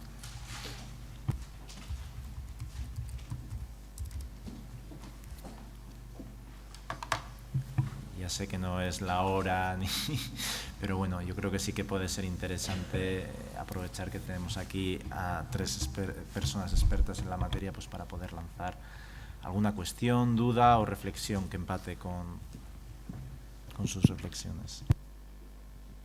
No sé si es duda, reflexión. Yo suelto un poco. Una de las cosas que se está comentando, o que en el sector social se plantea como algo que es real, que es una cosa que pongo sobre la mesa para ver si es tan real o no, es que el sistema de protección social del País Vasco, siendo uno de los mejores del Estado, no hace de efecto tractor a que haya más personas migrantes, en este caso, que lleguen a nuestra comunidad autónoma vasca. Entonces, en esta situación que estamos comentando de crisis, de la importancia, de cómo está impactando sobre todo y cómo venía antes ya en la precrisis que comentabais, la situación que se estaba viviendo, ¿por qué prevalecen modelos en los que se tiende a recortar el sistema de prestaciones sociales? ¿Por qué surgen y tienen tanto tirón mediático discursos como el que se comentaba de forma, aunque ha salido poco para lo que está suponiendo, pues el discurso, por ejemplo, que se da en Álava a través del alcalde o del diputado? ¿Por qué cuesta tanto generar discursos posibilistas, y más cuando creo que he reconocido que una sociedad polarizada tampoco es positiva? Con lo cual, lo positivo del sistema de protección social es que no permite esa tendencia tan amplia y tan grande a polarizar la sociedad. ¿Por qué no se generan discursos más en la línea de poder viabilizar que estas prestaciones se mantengan, o por lo menos, no voy a decir que se amplíen, que ojalá fuese así, pero que el discurso no fuese tendente al recorte en situación de crisis, cuando más necesarios son. No sé si...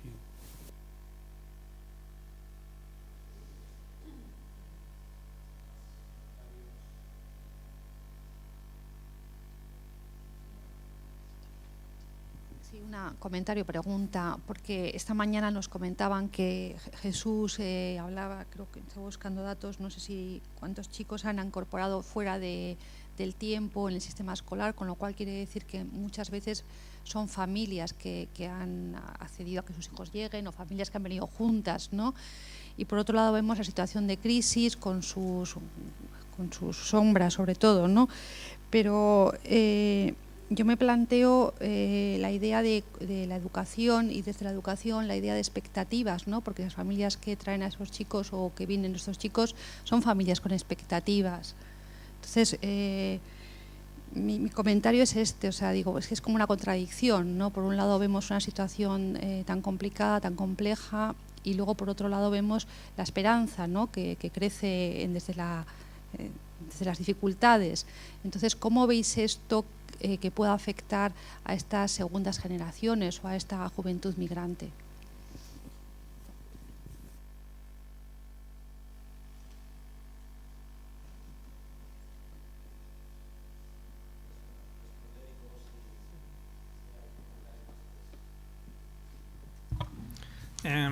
Bueno, en relación, digamos, al tema de en realidad ambas cosas tienen ciertos elementos en común. En relación con la cuestión de la RGI, hay que tener en cuenta que es un programa que, empezando con muy poco, yo creo recordar que el gasto pues igual estaba cuando se empezó, en torno a 1 millón, 2 millones de euros, incluyendo AES, el equivalente a la RGI, pues ha llegado a superar claramente los 400 millones y con una tendencia alcista. Yo creo que es importante ver que, aunque ha habido recortes en términos de derechos, esos recortes han producido después de que hubiera un gran salto adelante prácticamente desde finales de los años 90 hasta esos recortes. De hecho, la propia ley del 2008 fue una ley muy expansiva, tanto en las cuantías como en el doble sistema de cuantías, uno para los pensionistas, otro para los pensionistas, pero siempre con una tendencia alcista, y realmente prácticamente en ningún momento ha dejado de aumentar la cuantía, el gasto, digamos, en estos programas sociales. En la práctica, pues de alguna manera, aunque es una cuantía que sigue siendo pequeña y que tampoco pequeña en el contexto de otros programas, sí ha llegado a un punto en el que pues compite con otros programas para de alguna manera, dentro de la distribución de los presupuestos en concreto de esta comunidad autónoma. Y cuando digo que compite con otros programas, no estoy hablando del gasto en autopistas ni nada de eso, estoy hablando de otro tipo de gasto social. Entonces estamos hablando de cosas que tienen trascendencia en el debate político y en el debate social, y que de alguna manera permiten situar un poco lo que está ocurriendo.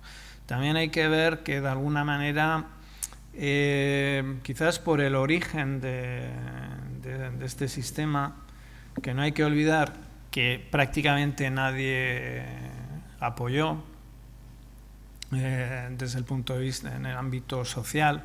No fue un programa que nadie demandara ni nada de eso, surgió desde arriba, surgió desde la administración, con algunos oponentes muy notables, como por ejemplo el Estado. Hay que tener en cuenta que las rentas el sistema de rentas mínimas autonómicas en realidad nunca ha sido considerado como parte del modelo social del Estado. Cuando, por ejemplo, Zapatero aprobó el PRODI, establecía la cláusula expresa de que era incompatible con las rentas mínimas autonómicas. No hay una integración, digamos, de este modelo dentro del Estado.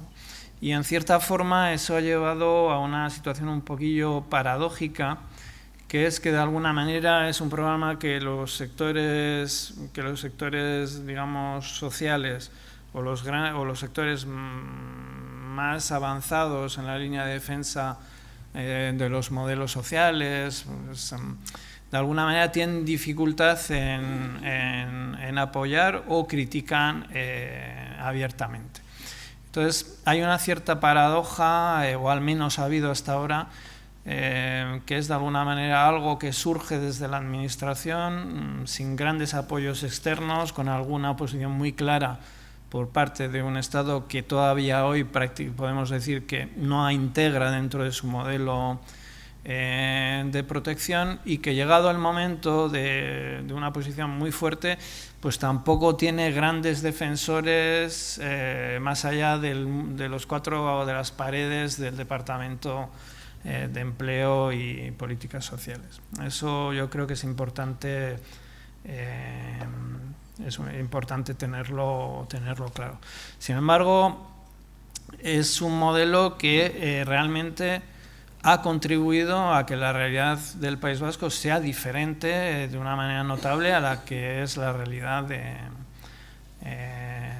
prácticamente del conjunto del Estado, tanto en niveles de paro, de pobreza, etcétera, hasta el punto de que de ser una de las comunidades con menos atracción de población extranjera, ha llegado a convertirse en 2013-2014 en una de las que más población extranjera ha traído desde que se inicia el boom migratorio, porque por lo que antes os señalaba, porque de alguna manera, a diferencia de lo que ocurre en otras zonas, todavía había digamos, personas que consideraban que aquí tenían una esperanza, un futuro personal, y han seguido viniendo. Hay un dato que es interesante de, por ejemplo, Vitoria, y es que de alguna manera es la comarca donde la población extranjera tiene menos tasa de paro, donde tiene más coeficiente o más tasa de empleo. Entonces, eso no es incompatible con que sea ahí donde hay más problemas, porque claro, eso viene acompañado de alguna manera una percepción de mayores posibilidades de empleo, que sigue haciendo que venga o que, digamos, sigue facilitando la atracción de población. En un contexto de crisis esto es germen de problemas, evidentemente. Pero se da esa paradoja, es decir, que curiosamente ahí donde se plantea con mayor dramatismo el umbral crítico de un volumen X de población extranjera, es ahí donde menos tasa de paro, donde más coeficiente, más proporción de personas extranjeras están empleadas. Esto también tiene algo que ver con el tema de las nuevas generaciones. Yo ahí no sé si estoy un poco condicionado por mi propia experiencia personal. Yo creo que un movimiento migratorio siempre está vinculado a un proyecto, digamos, de esperanza en una vida mejor, esperanza en, bueno, pues tener un futuro personal, y para tus hijos o tus hijas, pues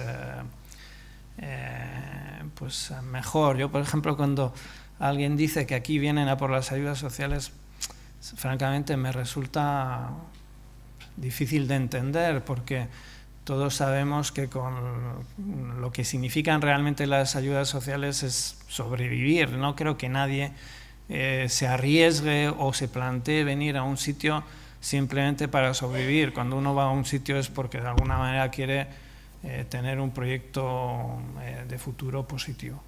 En términos de las nuevas generaciones, que para mí tienen un futuro Yo creo que, salvo que de alguna manera el mundo pues vaya en otras direcciones, quiero decir, salvo que otros la monten, tiene, digamos, en el ámbito vasco pues, unas ciertas perspectivas positivas, no solo para los jóvenes de aquí, sino también para los jóvenes que han venido de fuera.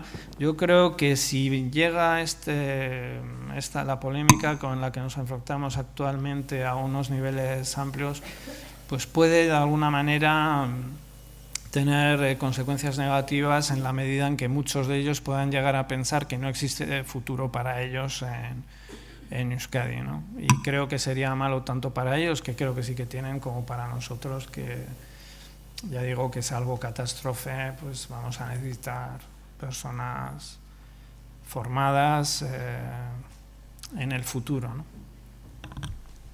Y eso es lo que diría. Sí, yo creo que sobre la percepción de la RGI, yo creo que hay otro elemento, además de la competencia interna dentro de del propio gobierno, de una medida que ha ido cuantitativamente creciendo y que sí ha demostrado que es eficaz para la contención de la pobreza, tan eficaz que la crítica de algunos sectores es: si es eficaz, ampliémosla para ir comiéndole cacho a la pobreza, pero bueno, manteniendo ese equilibrio entre lo posible y lo deseable. Yo creo que ha habido otro elemento. La RG tiene 25 años, o bueno, algo más, ¿no? Del 80. Y ha sido cuestionada, pero quizá no con tanta virulencia como ahora, que está todos los días en los... O sea, aparecen en los medios cosas que los que hemos trabajado en intervención social sabemos que ha pasado toda la vida, o sea, y que no son motivo ni de escándalo. Se hace escándalo de cuestiones que son que no son motivo de escándalo y que además igual hay otras cuestiones que a nosotros nos llamarían más la atención, ¿no? Pero yo creo que ha pasado una cosa que tiene que ver también con la competencia por los recursos, y es que antes había un paro del 3%, era estructural. Yo creo que la población que ha estado en lo que se llama en una inserción precaria, pero que bueno, que tenía la idea de que estaba insertada, tenía un curro, es precario, si lo pierdo, tal, tampoco ha entrado a cuestionar mucho qué tienen otros que están en peor situación. Cuando hay mayor población en situación de vulnerabilidad, también hay una competencia entre los propios ciudadanía por los recursos, ¿no? Entonces, esta estigmatización de la persona de que ¿por qué ellos sí, por qué nosotros no? Y vincular la RGI, que a mí me parece lo más... No sé si es peligroso, pero... que por ahí no puede ser, vincular la RGI al mérito moral o a la vida laboral cuando ha sido una red de última protección que precisamente se establece para cuando el sistema de empleo y toda su protección fracasa, volverlo a vincularlo ahí, es un poco alejarnos del espíritu y del origen de la propia ley, ¿no? Y del propio sistema. Pero es también verdad que con la crisis que hay del empleo y con el futuro que hay del empleo y cómo afecta el desempleo y toda su protección a gran parte de la población, pues sociológicamente siempre ha pasado como esta lucha de clases entre los recursos. ¿Cómo dar la vuelta a eso? Desde luego con políticas que inviten a la cohesión, no a lo contrario. Y luego como otros movimientos que han conseguido con sus dificultades, como el feminismo, como pues la lucha por los derechos de las personas homosexuales, gays, lesbianas, el ecologismo, como otros movimientos han conseguido en gran parte ese respaldo social que han necesitado para terminar de hacer las reivindicaciones que han colocado la cuestión en una cuestión social, no solamente un colectivo estigmatizado, y cómo los que trabajamos en la lucha contra la exclusión no conseguimos colocar el debate de la exclusión y de la pobreza como un debate a ese nivel, ¿no? Somos como siempre los que estamos con aquellas personas que no hemos conseguido, no sé dónde está, colocar esto como una cuestión. Algunos dicen que es porque no tiene rentabilidad electoral, pero no hemos conseguido que esta cuestión de la exclusión o de los colectivos que sufren más la exclusión, colocarlo dentro de que su apoyo nos ejerce cierto como prurito o cierto caché de ciudadanía o algo así, ¿no? Y yo creo que eso también está encima de la mesa con todo este asunto.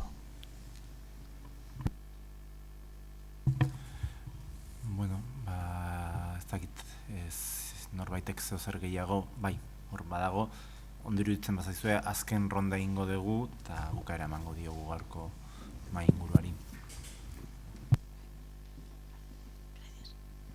Hola, buenas tardes. Bueno, a pesar de la hora y demás, ha estado bien, o sea, nos ha gustado y demás las intervenciones. Y bueno, llevo en plan desde el principio, desde la mañana, pensando cosas y comentándolo con mi compañera. Pues eso, que...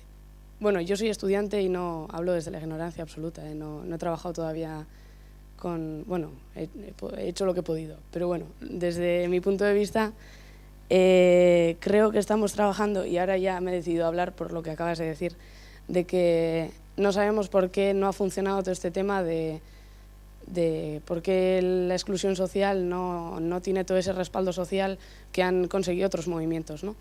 Pues casualidad, lo hablaba con mi compañera, que estuvimos en un curso sobre trato con personas que trabajan en la prostitución, y nos comentaba, de la asociación Ascavide, y nos comentaba la chica que nos daba el curso que al final ella lo que pensaba era que esas personas no van a salir de esa situación y no vamos a conseguir nunca nada hasta que no sean ellas las que lideren ese movimiento. Y bueno, y a medida que íbamos hablando y íbamos viendo cosas, somos nosotros los que estamos hablando por ellos, y somos nosotros los que nos ponemos, pues eso, aquí y allí y en los puestos de trabajo a luchar por unos derechos que bueno, nosotros ya los tenemos luchados, y que son ellos al fin y al cabo los que creo que deberían lucharlos. Y bueno, pues que principalmente eso, mi idea inicial de decir era que creo que lo importante es al final que tenemos que centrar más, en vez de focalizar la atención en ellos, de decir tenemos que trabajar con ellos, es que tenemos que trabajar con nosotros, y dejar de decir es que no encajas en un sistema, es que tú eres así y vienes de tal cultura, pero es que estás a la que has venido y tienes que adaptarte a ella. Igual somos nosotros los que tenemos los recursos para...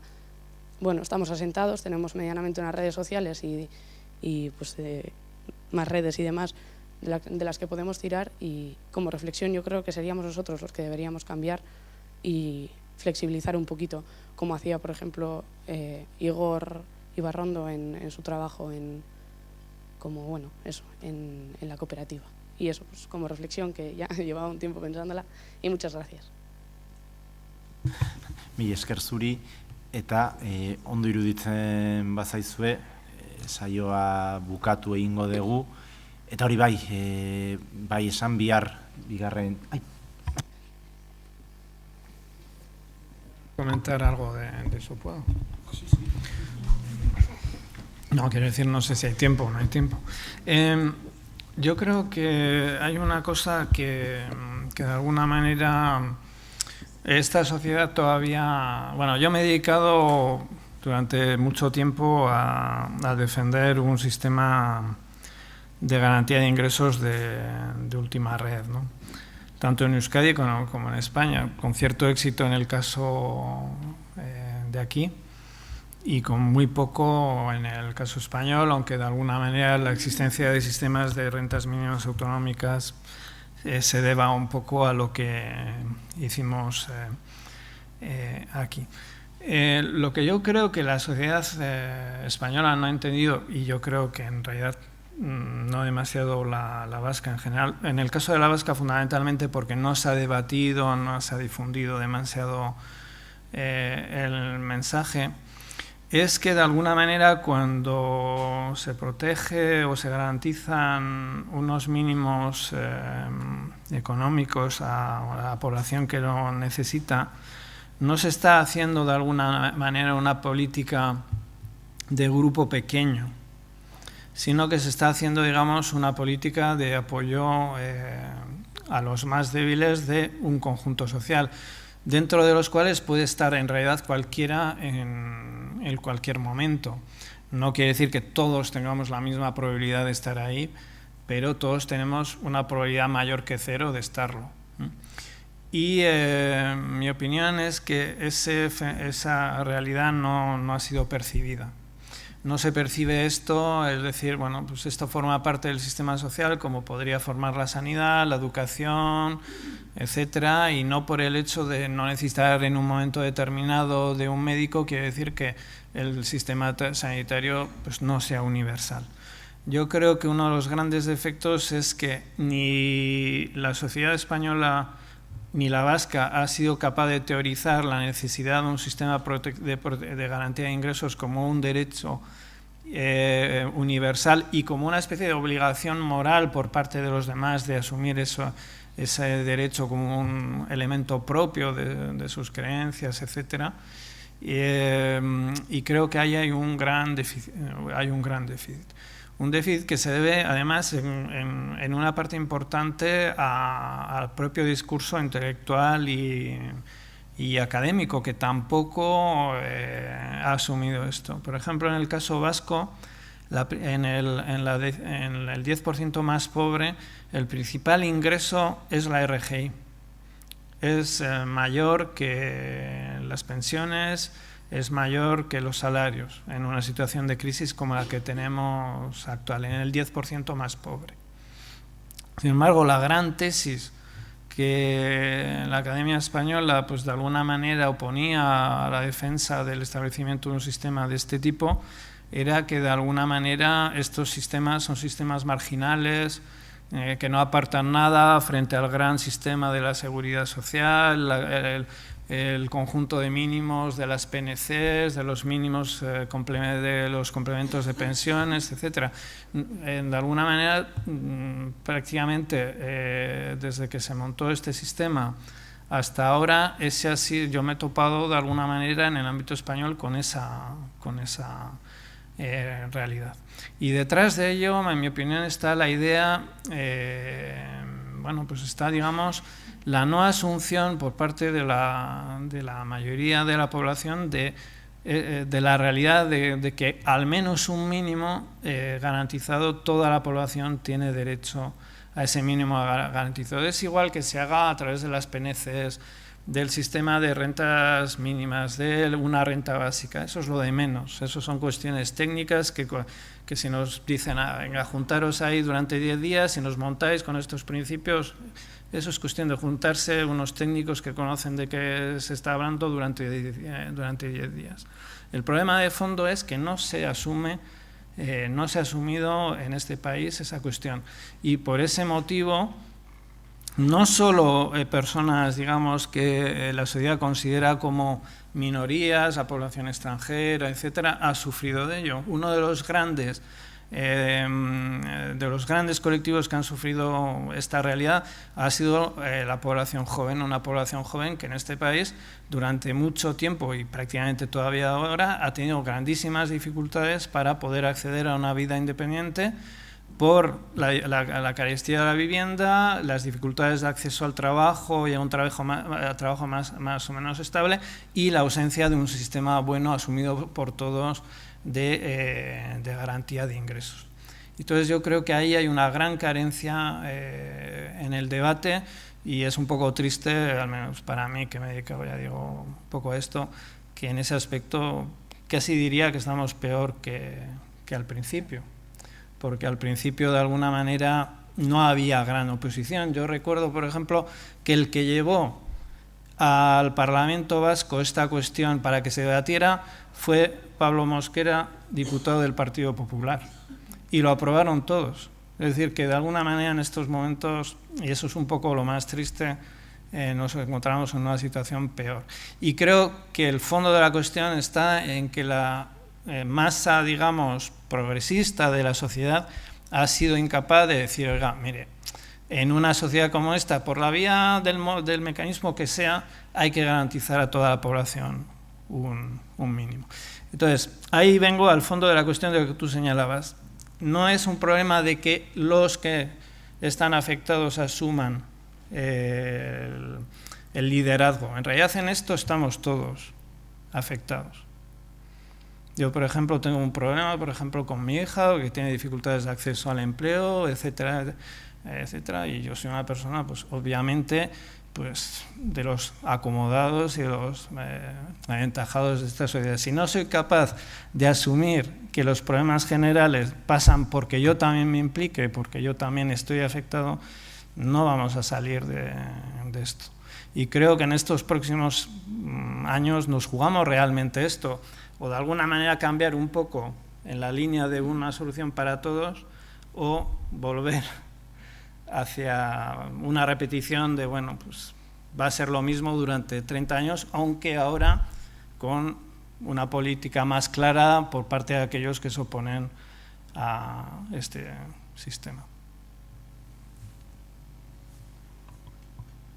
Bueno, besterik gabe, eskerrak eman Luis, Ana Sofi eta Estibalizi, eskerrak eman zuei egun osoan hemen izateagatik, eta besterik gabe, bihar arte, bihar 9:30 hasiko da hurrengo saioa, eta bihar gehiago zentratuko gera etorkizuneko perspektibei, eta baita ere beste lurralde batzuetan bigarren belaunaldien integrazioa eta hauen integrazioaren kudeaketa nola egindan. Mila esker eta esan bezala, bihar arte.